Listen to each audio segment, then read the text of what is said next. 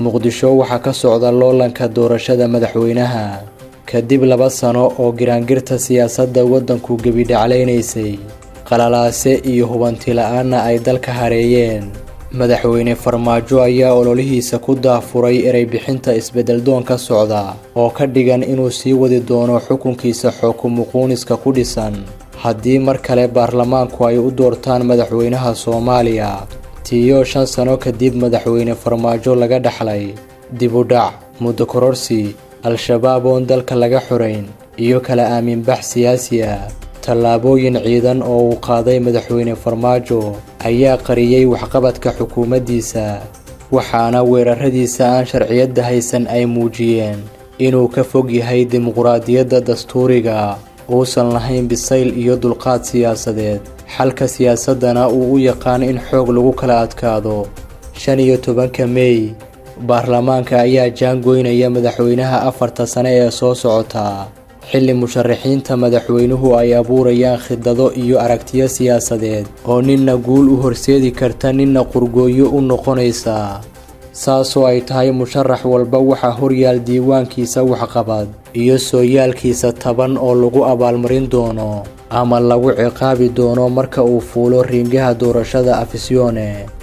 madaxweyne Farmaajo oo 5 sano Soomaaliya xukumayay ayaa u soo kabayladay dib u doorashadiisa xilli uu lumiyay filashadii ay dadweynuhu ka qabeen.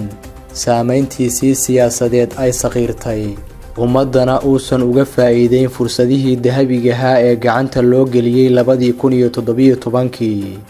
warbixintan waxaan ku dul istaagi doonaa dhowr tallaabo oo Farmaajo ka dhigtay keligii taliye ku soo aaday dowladnimada casriga ee Soomaaliya.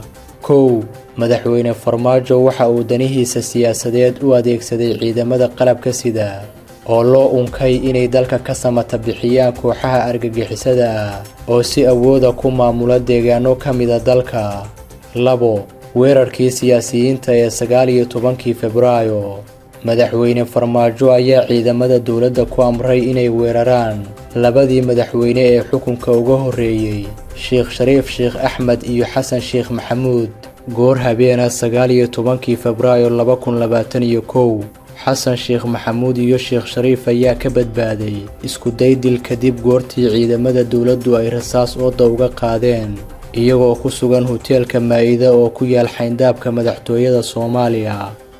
isla dharaarta ra'iisul wasaarihii hore ee dalka Xasan Cali Khayre iyo siyaasi Cabdiraxmaan Cabdishakuur ayaa ka badbaaday rasaas nool oo ay huwiyeen ciidamada dowladdu iyagoo horkacaya banaanbax ay ka qayb galeen boqolaal shacab ah.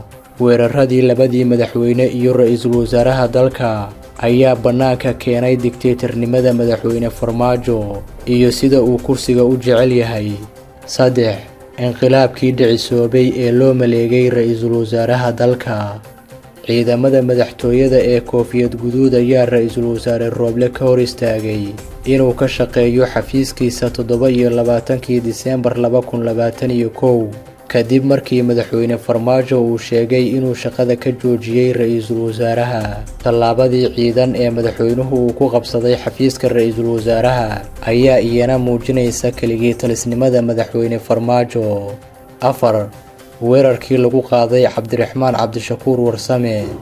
ciidamada dowladda ayaa 18 Diseembar 2017 soo xiray siyaasiga mucaaradka ee Cabdiraxmaan Cabdishakuur Warsame oo si weyn u dhaliilay laf dhuun gashayna ku noqday xukunka madaxweyne Farmaajo. xilli habeena waxa la dilay ilaaladiisii, isagana waa la dhaawacay kolkii ciidamada dowladdu ay u daateen gurigiisa. waana tallaabo kale oo daha qaaday keligii talisnimada madaxweyne Farmaajo. farmaajihii 5 sano dalka xukumayay ma u qalmaa in mar labaad talada lagu abaalmariyo?